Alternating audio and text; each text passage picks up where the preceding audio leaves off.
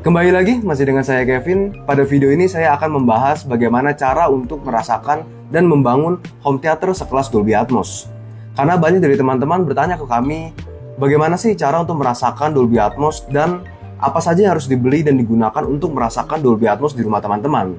Untuk itu, mari kita kupas tuntas cara membangun home theater sekelas Dolby Atmos.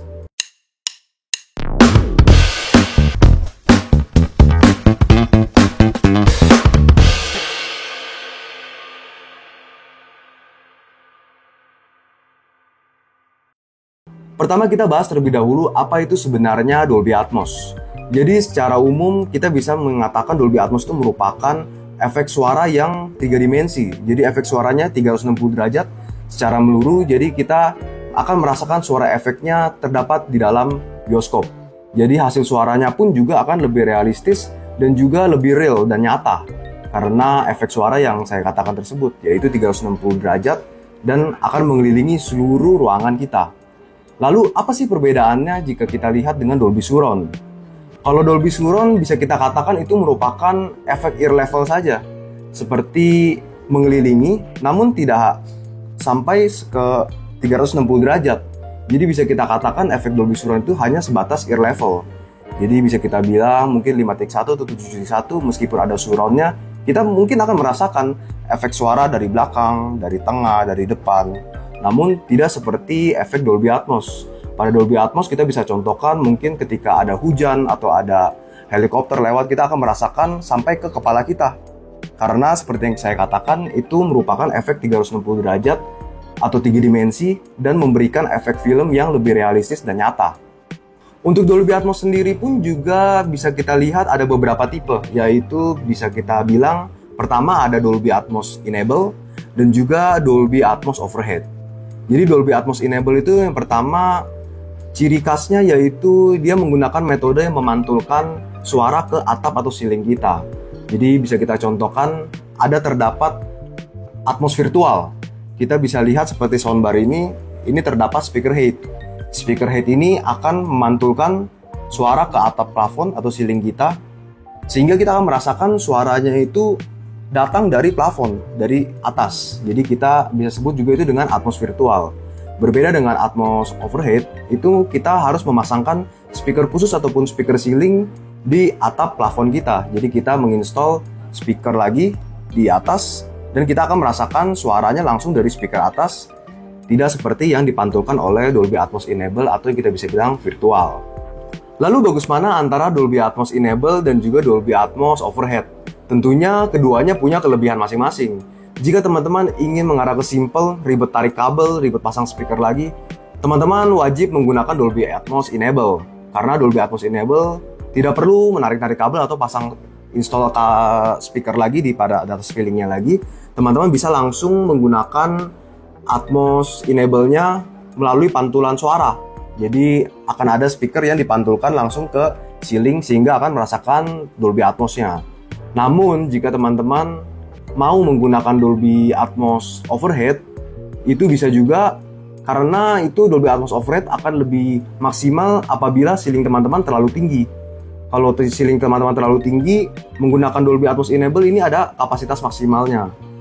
Tidak bisa maksimal untuk memantulkan suara Dolby Atmos-nya, sehingga teman-teman bisa menggunakan Dolby Atmos Overhead dengan menginstal speaker dan menarik kabel ke ceiling plafon teman-teman.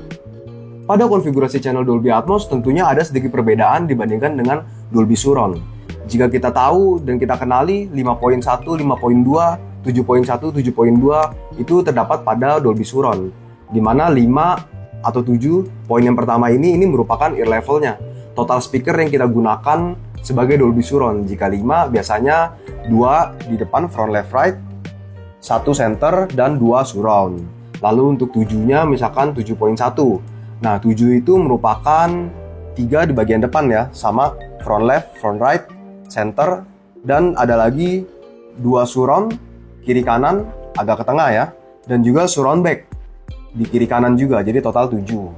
Lalu untuk poin 1 ataupun poin 2 di belakangnya, itu merupakan total subwoofer. Jika teman-teman menggunakan satu subwoofer, maka 5.1 atau 7.1. Jika teman-teman menggunakan 2 subwoofer, itu menjadi 5.2 ataupun 7.2. Nah, pada Dolby Atmos itu ada penambahan poin lagi. Bisa kita bilang 5.1.2, 5.1.4, atau 7.1.2, ataupun juga 7.1.4, atau juga bisa 5.2.2, 5.2.4, seperti itu. Sebenarnya untuk formatnya sama pada bagian depannya. Misalkan 5.1.2, berarti 5 speaker surround ear level, sama seperti Dolby Surround. Lalu kan ada poin 1. Poin 1 itu merupakan satu subwoofernya. Lalu yang menjadi perbedaannya merupakan poin terakhirnya. Ada poin ketiganya itu merupakan total speaker Atmos yang digunakan. Jadi saya contohkan misalkan 7.1.2. Berarti ada 7 speaker ear level seperti Dolby Surround, 1 subwoofer, dan juga 2 speaker Atmos. Jika 7.1.4 maka 7 speaker ear level, 1 speaker subwoofer, dan juga 4 speaker untuk speaker Atmosnya. Lalu apa saja yang kita butuhkan untuk bisa mencapai keseluruhan sistem Dolby Atmos agar kita bisa tentunya merasakan suara Dolby Atmos tersebut? Yang pertama, kita harus menyiapkan player yang support dengan Dolby Atmos. Kita bisa contohkan di zaman sekarang seperti Smart TV. Smart TV pada zaman sekarang kan seperti Smart TV yang ada pada umumnya, itu kita harus cek apakah sudah support dengan Dolby Atmos. Ketika playernya sudah support dengan Dolby Atmos, kita harus cek juga filmnya apakah support dengan Dolby Atmos. Karena tidak semua film akan support dengan Dolby Atmos. Jadi untuk kita merasakan suara Dolby Atmos, tentunya juga format filmnya akan berbeda. Mereka akan merancang sesuai dengan format Dolby Atmos. Jika terbatas pada Dolby Surround, tetap akan keluar suara Dolby Surround. Jika sudah Dolby Atmos, kita bisa lihat, misalkan kita mau nonton melalui Smart TV, ada pada layanan streaming film seperti Netflix. Kita mencari film yang wajib sudah ada Dolby Atmosnya. Mungkin seperti Transformer, mungkin seperti film Marvel, itu juga sudah banyak yang support dengan Dolby Atmos. Itu akan terlihat pada TV, ada tulisan Dolby Atmos. Lalu selain dari player Smart TV-nya tadi ya, lalu juga ada film-film yang harus support seperti pada Netflix, kita juga harus punya perangkat yang support dengan Dolby Atmos. Nah, untuk perangkatnya teman-teman bisa punya dua opsi nih, seperti yang kita lihat pada bagian depan ini. Teman-teman kalau mau simple, teman-teman bisa beli soundbar yang sudah Dolby Atmos seperti soundbar Denon ini, DHTS 517. Soundbar ini sudah support dengan Dolby Atmos. Atau teman-teman bisa menggunakan yang lebih full system dan lebih serius, bisa menggunakan AV receiver atau amplifier. Ini juga ada pada Denon, yaitu Denon seri S970 dan juga X2800.